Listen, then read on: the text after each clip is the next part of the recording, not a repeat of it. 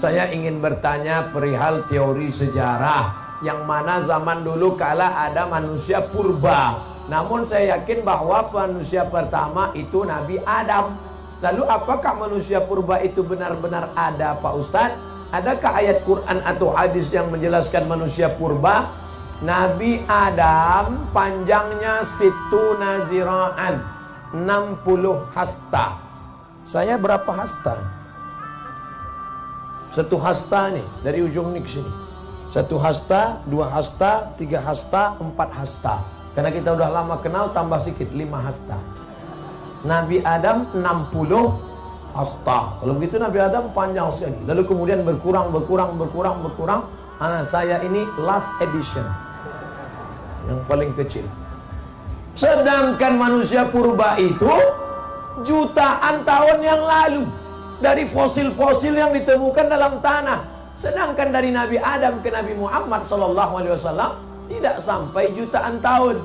Maka kita sebagai orang yang beriman meyakini manusia pertama adalah Adam alaihi salam.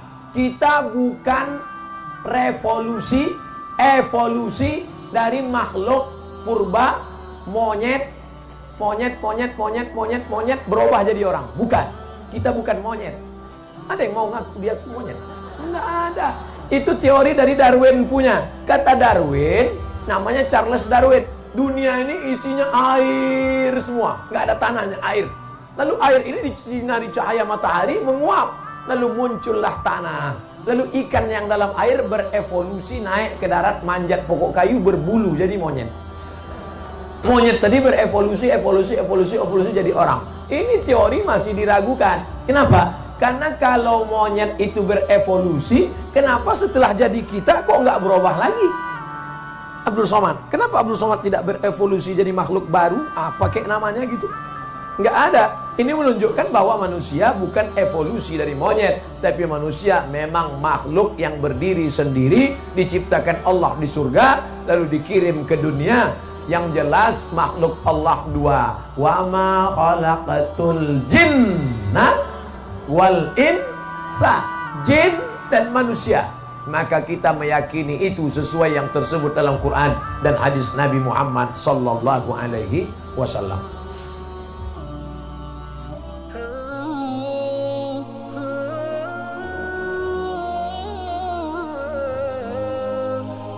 Ada seorang ilmuwan yang dianggap Tuhan tanda kutip oleh orang-orang ateis. Orang-orang ateis ini orang yang tidak punya Tuhan. Mereka mengatakan tidak ada Tuhan, gitu kan? Maka ada satu orang namanya Darwin. Semua orang tahu, ini ilmuwan disebutkan namanya, katanya ilmuwan, gitu kan? Tapi umat Islam tidak akan mengakui dia sebagai seorang ilmuwan, gitu. Tidak perlu diakui.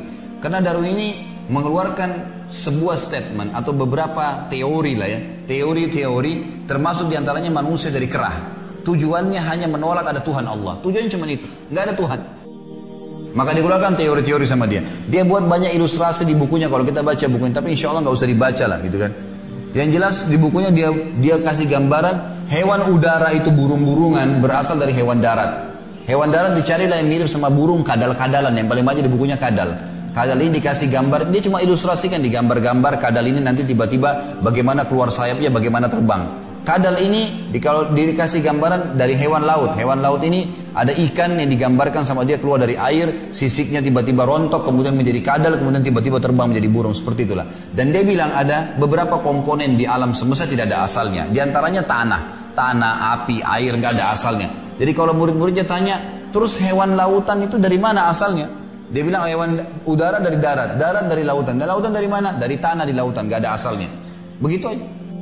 Pemahaman yang dangkal sekali. Tapi banyak orang yang meyakini masalah itu. Di antaranya manusia jadi kerah, digambar kerah. Yang bungkuk, yang kecil, tiba-tiba keluar jadi tinggi, jadi besar manusia. Rontok bulunya, jadi kayak manusia kayak kita. Gitu kan. Subhanallah, pernah terjadi teman-teman sekalian, ribut antara dua kubu nih. Kubu antara orang yang beriman, orang yang mempertahankan pendapat Darwin dari orang-orang ateis. Kalau manusia dari kerah, dengan kubu orang Nasrani, bukan Muslim. Orang Nasrani di Amerika yang mengaku ada Tuhan Allah. Ribut nih sampai masuk pengadilan karena ini hampir perang. Dimasukkan di pengadilan. Hakimnya bingung gimana caranya memecahkan permasalahan. Ini yang diperebutkan bukan materi tapi keyakinan. Tapi hakimnya akhirnya dengan hikmah Allah ya mengucapkan kalimat membuka majelis sekaligus menutupnya. Dia bilang, begini saja, yang mengaku turunan kera ke sebelah kanan saya. Maaf teman-teman sebelah kanan saya. Ini cerita dulu. Maka pada saat itu yang mengaku pun manusia dari kera, teori Darwin tidak mau ke sebelah kanan hakim, tidak mau ngaku turunan kera. Loh katanya manusia dari kera, turunan kera silakan ke sebelah kanan.